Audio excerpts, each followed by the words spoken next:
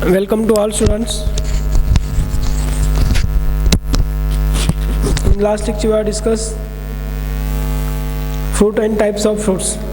पिछले लेक्चर में हमने फ्रूट्स और उनके टाइप्स के बारे में इंफॉर्मेशन देखी थी. आप इस लेक्चर में जो इस टॉपिक का आखिरी बीट है वो है सीड्स और स्ट्रक्चर ऑफ मोनोकोटिलडॉन सीड और डाइकोटिलडॉन सीड्स. इसके बारे में इंफॉर्मेशन देखना है. सीड्स के बारे में अगर इंफॉर्मेशन देखनी चाहें, डेफिनेशन अगर पहले शुरुआत में हम देखेंगे डेफिनेशन. सीड्स की जो डेफिनेशन में क्रॉप साइंस में देखी थी, any portion of the plant which can be germinate और विच कैन बी प्लांटेड, उसको हमने कहा था सीड्स. अगर आप यहाँ पर हम सीड की डेफिनेशन देखेंगे अकॉर्डिंग टू बायोलॉजी की डेफिनेशन देखेंगे हम. Seeds are defined as, or seeds is a ripened परिपक्व fertilized ovules which has undergone all the required post fertilized changes. ripened मतलब पूरी तरह परिपक्व है, पूरा मैच्योर हो वाला है. एंड फर्टिलाइज्ड ओवल्स, ओवल का पूरा फर्टिलाइजेशन हो वाला, विदाउट फर्टिलाइजेशन नहीं है. Fertilized which undergone required changes, post fertilizer required changes. वो फर्टिलाइजेशन के बाद जितने ज़रूरी चेंजेस हैं वो चेंजेस होने वाला पोर्शन, होने वाला ओवल्स, उसको कहा गया है seeds. Seeds is the important and seeds are maybe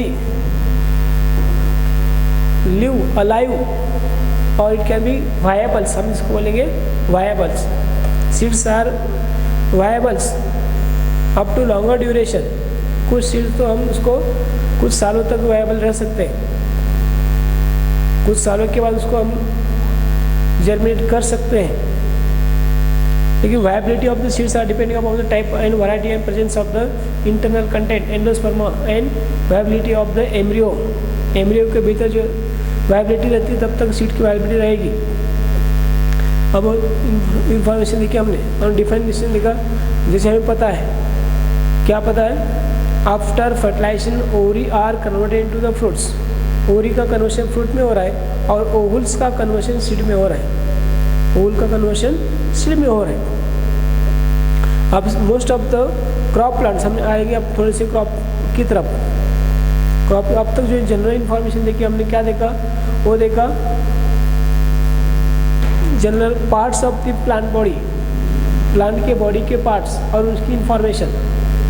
अब तो आखिरी तरफ आएंगे हम सीड्स, और ये प्लांट की बॉडी का आखिरी पॉइंट्स है इस टॉपिक में, का आखिरी पॉइंट्स हम अब देखेंगे. Seeds are again two type on the basis of number of cotyledons. Seed की जो टाइप्स हैं ऑन द बेसिस ऑफ कई के ऊपर है, on the basis of number of cotyledons. ऐसे भी हम उसको सेपरेशन कर सकते हैं, क्लासीफाई कर सकते हैं, और अकॉर्डिंग टू बायोलॉजी. इसके अलावा और एक क्लासीफाई हो सकता है endospermic seed and non endospermic seeds. जिन सीड के भीतर एंडोस्पर्म प्रेजेंट रहता है, जिन सीड के भीतर एंडोस्पर्म प्रेजेंट रहता है, the seeds which are having endosperm are called endospermic seeds. म्हणजे थोडक्यात आपण काय म्हणू शकतो, ज्या सीडमध्ये एंडोस्पर्म असतो त्याला आपण म्हणतो एंडोस्पर्मिक सीड्स. दूसरा जो टाइप है तो non endospermic seeds. Those seeds which are lack of और completely utilized by embryo. वो एम्ब्रियो डेवलप होते वक्त या during the process of development of embryo, एम्ब्रियोची डेव्हलपमेंट प्रोसेस होत असताना, तो एम्ब्रियो तयार होत असताना तो एंडोस्पर्म पूर्णपणे जर युटिलाइज झाला असेल किंवा संपूर्ण टाकला असेल तर त्याला आपण म्हणू नॉन एंडोस्पर्मिक सीड्स. असं एक क्लासिफिकेशन आपण बघू शकतो. परंतु आपल्याला या ठिकाणी काय बघायचं, फक्त dicotyledon seeds and monocotyledon seeds. That is those seeds which have two cotyledon. और उसके अलावा हम क्या बोल सकते हैं उसको, the seeds within which 2 cotyledons are having, ऐसे सीड्स जिनके भीतर 2 कॉटिलॉन रहते हैं या हो सकते हैं, those seeds which are having 2 cotyledons are called dicotyledonous seeds, simply called as dicot, उसको हम क्या बोलते हैं, डाइकॉट। इसके अलावा और क्या बोलेंगे उसको, डाइकॉट सीड, डाइकॉट। और जिन प्लांट में ये दो कॉटिलॉन पाए जाते हैं, जिन प्लांट के सीड में 2 कॉटिलॉन रहते हैं, उनको कहा जाएगा डाइकॉट प्लांट। ओके, अब हमें पता है डाइकॉट एंड मोनोकॉट, उसका डिफरेंशिएशन आपको पता है। और उसके एग्जांपल अगर आप बताना चाहें तो डाइकॉट के एग्जांपल हो सकते हैं मे बी उड़ीद, मूंग, सोयाबीन, ग्राउंडनट, मैंगो एक्सेट्रा। और उसके अलावा monocotyledon, those seeds are doesn't 2 cotyledon, only one portion, only 1 cotyledon are called the monocotyledon seeds, monocotyledonous seeds. And those plants having the single cotyledon seeds are called the monocot plant. Examples of monocots are jawar, maize, rice, and different type of the grasses, and different members of the Gramineae family. जो Gramineae family के members हैं उनमें जो पाए जाते हैं मोनोकॉटिलॉन seeds. Okay, हाँ, अब इसके बाद हम एक के बाद एक देख रहे हैं। पहले हम देखेंगे structure of dicotyledon seeds. Dicotyledon seeds,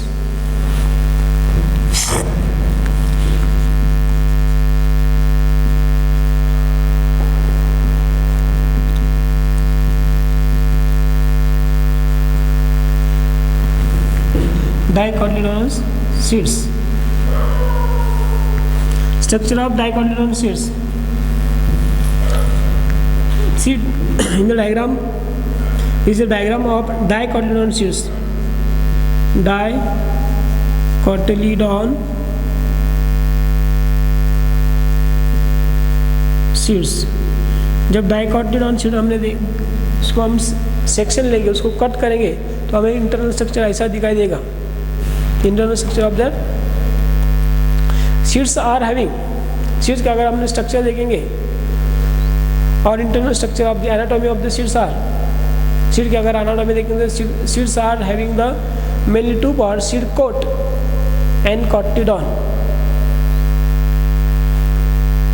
seed coat and cotyledon, seed coats जैसे हम देखते हैं, जैसे ग्राउंडनट तुम्ही बऱ्याचदा बघतो, ग्राउंडनट शेंगाची बिया भाजल्यानंतर जे वरचं टर्फल निघून जातं, ते तो आहे निघून जाणार लालसर जो कलर किंवा ब्राऊन कलरचा जो रेड कलरचा जो पातळसा पापुद्रा जो आहे तो आहे सीडकोट, किंवा मुगामध्ये किंवा उडदामध्ये सुद्धा जी काही डाळ केल्यानंतर उडदाची डाळ, मुगाची डाळ, वरचं आपण थोडक्यात म्हणतो टर्फल, मुगाचे टर्फल,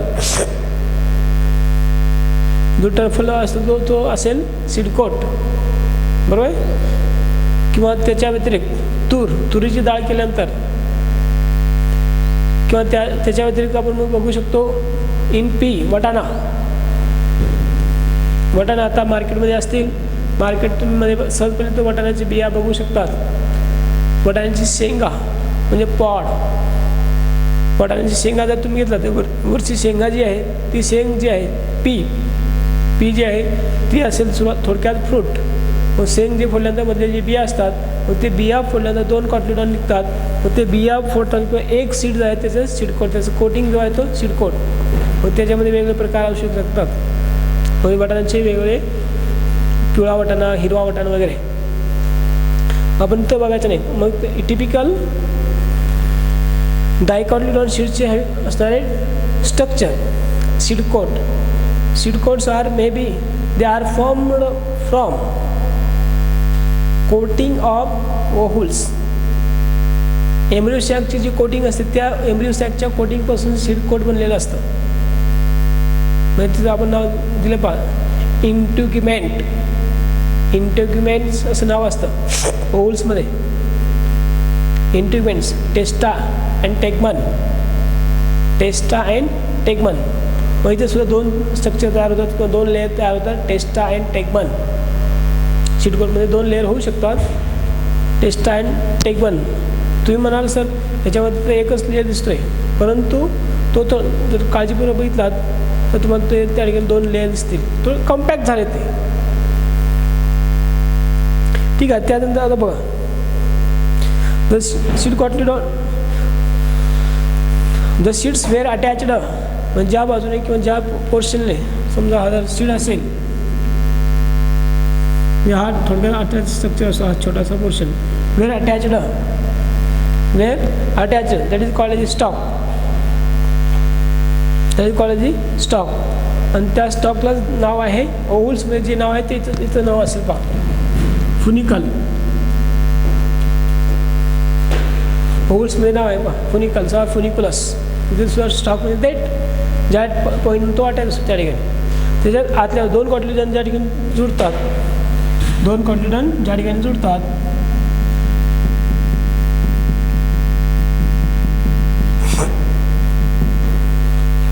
या ठिकाणी, म्हणजे या ठिकाणी तुम्हाला डायग्राममध्ये दिसतो हा पोर्शन ल्युमेन आणि रॅडिकल दिसतो. हा ल्युमेन आणि radicle. Lumen and radicle. From the radicle the root systems are developed. म्हणजे थोडक्यात म्हणून की आपण एम्ब्रिओज रूट. Embryo's root. एम्ब्रिओचे रूट किंवा तिथून ते रूट तयार होत असतात. Plumule portion from which there shoot system are emerge. असा पोर्शन ज्यातून जिथपासून शूट सिस्टम जर एमर्ज होते किंवा तिथून बनते. and having the presence of the cotyledon within the cotyledon. म्हणजे कॉटलिडॉनच्या ठिकाणी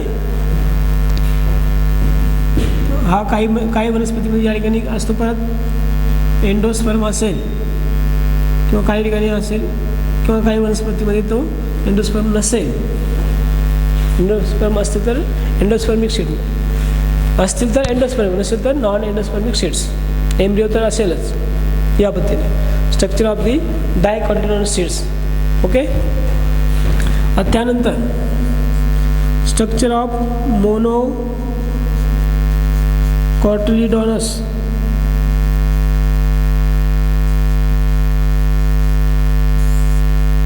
Monocotyledon seeds.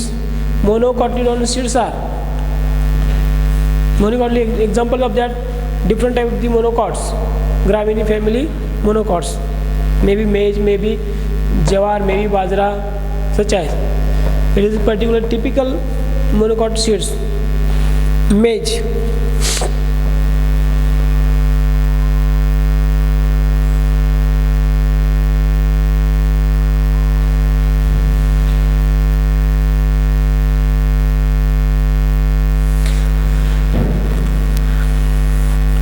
In the typical monocot seeds shows three structures, that is seed coat, endosperm and embryo. याच्यामध्ये प्रामुख्याने तीन पोर्शन आहेत किंवा तीन पार्ट असतात. प्रामुख्याने आपण काय म्हणू शकतो त्याला? सीड कोट,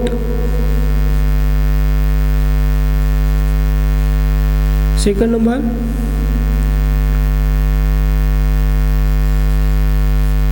एंडोस्पर्म आणि थर्ड जो पोर्शन आहे तो embryo. Seed coat are in the most of near about 99% of the monocot. Seed coat are fused and then it is called as the kernel. Seed coat are fused, then it is called as the kernel. Kernel color म्हणजे पहा इथं जो आहे तो पूर्णपणे fuse झालेला आहे. हा सीड कोट जो आहे तो पूर्णपणे फ्यूज झालेला आहे. म्हणजे कोणाशी फ्यूज झाला आहे त्या सीडशी तो फ्यूज झालेला आहे. ॲल्युलॉनिक लेअरला तो चिटकलेला आहे. तो त्याच्या आतल्या बाजूने जो आहे aleuronic layer, aleurone layer, it having this slightly presence of the fatty layer or fat content, and endosperm, which is the endosperm, it is nutritive substance to the embryo, and last portion that is the embryo ह्या portion जो आहे पहा, तिथल्या portion असेल किंवा या ठिकाणी असेल तो embryo, the portion from which